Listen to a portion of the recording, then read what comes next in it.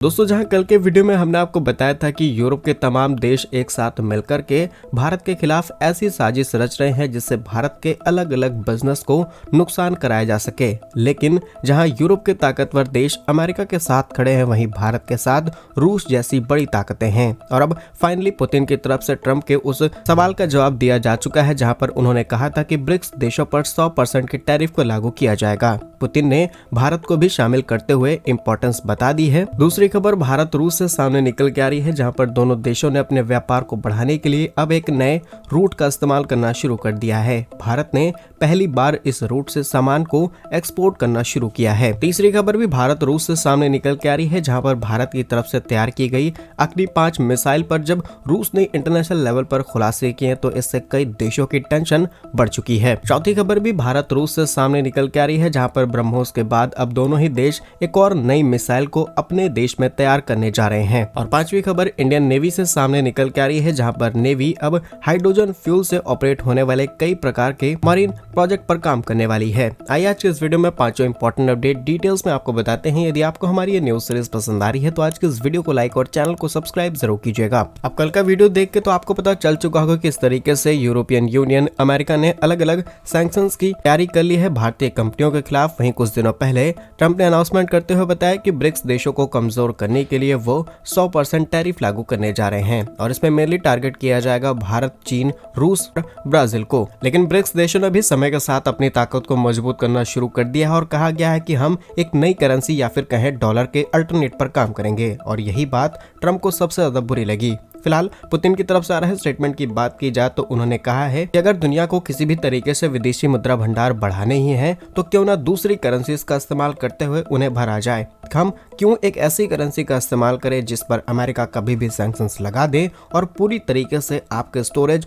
Block हो जाए। आप जानते होंगे पश्चिमी देशों ने साल 2022 में यूक्रेन और रूस के बीच शुरू हुए कॉन्फ्लिक्ट के बाद रूस के करीब 300 बिलियन US$ के एसेट्स को फ्रीज कर दिया है। इसके अलावा G7 कंट्रीज के साथ रूस की बातचीत चल रही है, लेकिन इसके बावजूद भी इन्हें रिलीज करने की कोई सहमति नहीं बन पा रही। अब रूस का $300 बिलियन का भंडार फ्रीज हो चुका है, जिससे रूस को दिक्कतें फेस करनी पड़ रही है और इसीलिए रूस बहुत ज्यादा फोकस कर रहा है ब्रिक्स को किसी भी तरीके से और ज्यादा ताकतवर किया जाए और नई करेंसीज को मार्केट में इंट्रोड्यूस कराया जाए। लेकिन इस रिपोर्ट की सबसे बड़ी और खास बात यह है कि पुतिन का कहना है कि क्यों ना हम डिजिटल करेंसीज की तरफ जाएं, एंड दैट इज बिटकॉइंस। अब नई करेंसी को लाना शायद पॉसिबल ना हो पाए क्योंकि चाइना हमारा सबसे बड़ा दुश्मन है और वो भी ब्रिक्स में शामिल है। लेकिन अगर हम डिजिटल करेंसी या फिर कहें किसी बिटकॉइन का इस्तेमाल करेंगे ट्रेड्स करने के लिए, अपने रिजर्व्स को भरने के लिए, तो एटलीस्ट ब्रिक्स में शामिल ये 5 कंट्रीज इजिली बिजनेस कर पाएंगे और ये एक अल्टरनेट रूट हो सकता है, लेकिन इसके कई नेगेटिव इम्पैक्ट्स भी हमें देखने को मिलेंगे।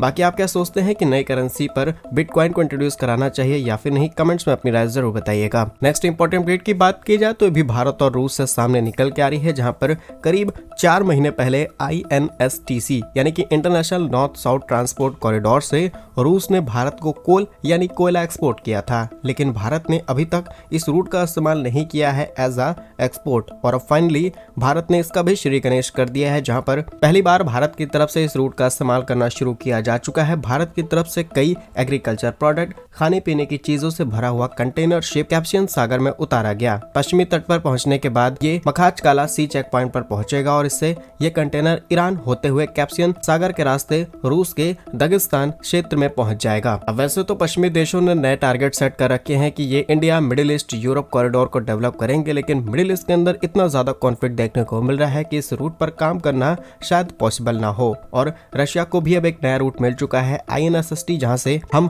बड़े बिजनेस ऑपरेट कर सकते हैं। We are also largest consumer of Russian crude oil और मे भी आने वाले समय में कई ऐसे पॉसिबिलिटीज भारत के लिए खुलेंगी जिसमें हम रशिया के साथ और ज्यादा बिजनेस करने वाले हैं। और ऐसा नहीं है कि ये रूट एक्सपेंडेबल नहीं है, ऑलरेडी अर्मेनिया जैसे देश इसमें शामिल होना चाहते हैं और यह भारत, रूस, यूरोशिया, यूरोप के बीच व्यापार का 4th सबसे बड़ा रूट बनने वाला है। मई 2023 में रूस और ईरान ने मिलकर करीब 162 किलोमीटर की लंबी रेलवे लाइन को भी यहाँ पर डेवलप करने के लिए कॉन्ट्रैक्ट्स को साइन किया है और रूस और ईरान मिलकर के करीब 1.3 अरब पाउंड इसमें इन्वेस्ट करने वाले हैं ताकि इस रूट को एक्सपेंड किया जा सके। और ये रूट चाबहार पोर्ट को भी कनेक्ट करता है जहां पर भारत ने मेजर इन्वेस्टमेंट कर रखी है और अगले 10 सालों के लिए ये पोर्ट भारत के हाथ में है। एंड ओवरऑल देखा जाए तो काफी बड़ा कंट्रोल भारत का है। भारत अपने बिजनेस इजिली बढ़ा सकता है और पश्चिमी देशों पर हमें डिपेंडेंट नहीं रहना पड़ेगा। क्या सोचते हैं आप इस पर कमेंट्स में जरूर बताइएगा। नेक्स्ट इंपॉर्टेंट अपडेट की बात की जाए तो कुछ समय पहले रूस ने यूक्रेन पर अपनी ICBM यानी कि इंटरकॉन्टिनेंटल बैलिस्टिक मिसाइल से हमला किया और उसके बाद एक कॉन्फ्रेंस के दौरान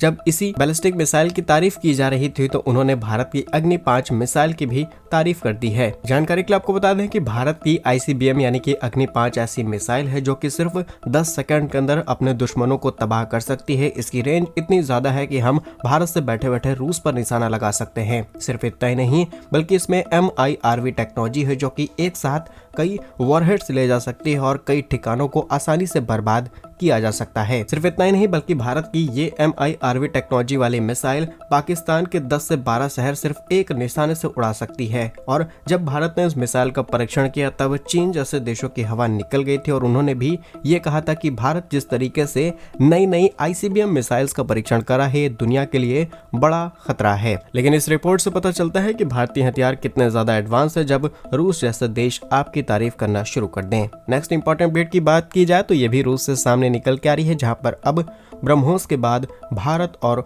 रूस मिलकर के ओरेशनिक मिसाइल्स का प्रोडक्शन भारत में शुरू करने वाले हैं। जानकारी के लिए आपको बता दें कि कुछ समय पहले यूक्रेन को पूरी तरीके से फैसिलिटीज मिल गई थी अमेरिकन मिसाइल्स का जिन्हें यूक्रेन ने रूस पर दाग दिया, लेकिन रूस ने बदले में ICBM मिसाइल से हमला किया और अब उसी ICBM ओरेशनिक मिसाइल्स के प्रोडक्शन को लेकर के भारत के साथ बातचीत शुरू हो चुकी है कि इसका प्रोडक्शन कितनी जल्दी भारत में शुरू किया जा सकता है। और आप यकीन मानिए ये भारत के लिए सबसे इम्पोर्टेंट प्रोजेक्ट बनने वाला है रूस की तरफ से। रूस के राष्ट्रपति ने तो ऑफिशियली इस बात की अनाउंसमेंट कर दी है कि हम जल्द ही भारत के अंदर इसके प्रोडक्शन को शुरू करने वाले हैं क्योंकि हमारे देश की जितनी भी प्रोडक्शन लाइंस हैं वो बहुत ज्यादा बिजी हैं और लेबर सप्लाई भी कम है। इसकी वजह से हमें किसी और देश के अंदर प्रोडक्शन शुरू करना होगा। भारत हमारा काफी पुराना पार्टनर है और मल्टीपल हथियार वो भारत के अंदर तैयार कर रहे हैं तो ऐसे में उन्हें किसी भी देरी का सामना नहीं करना पड़ेगा। और सबसे आसान भाषा में बात की जाए तो सबसे सटीक हमला करने वाली ये एक मिसाइल सिस्टम है और इस तरीके की मिसाइल्स को हाई स्पीड हमलों के लिए इस्तेमाल किया जाता है। और सबसे बड़ी बात कि किसी भी तरीके का एडवांस एयर डिफेंस सिस्टम भी ऐसी मिसाइलों को रोक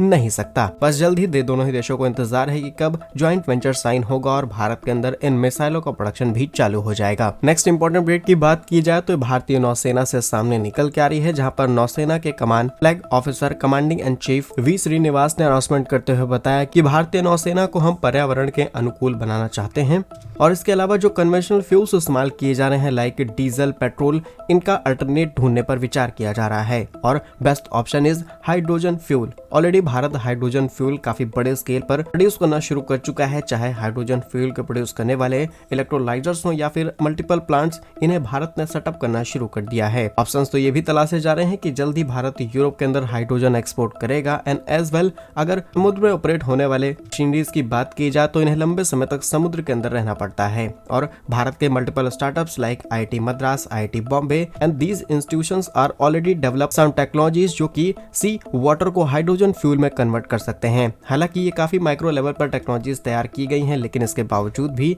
ऐसी टेक्नोलॉजीज डेवलप करना, इन्हें पेटेंट कराना डेफिनेटली फ्यूचर में भारत के लिए कई नए रास्ते खोल सकती हैं। बाकी क्या कुछ सोचते हैं आप इन सभी खबरों पर कमेंट्स में जरूर बताइएगा। भारत के ऐसे ही वीडियोस पाने के लिए वीडियो को लाइक, चैनल को सब्सक्राइब जरूर कीजिए। वंदे मातरम, भारत माता की जय।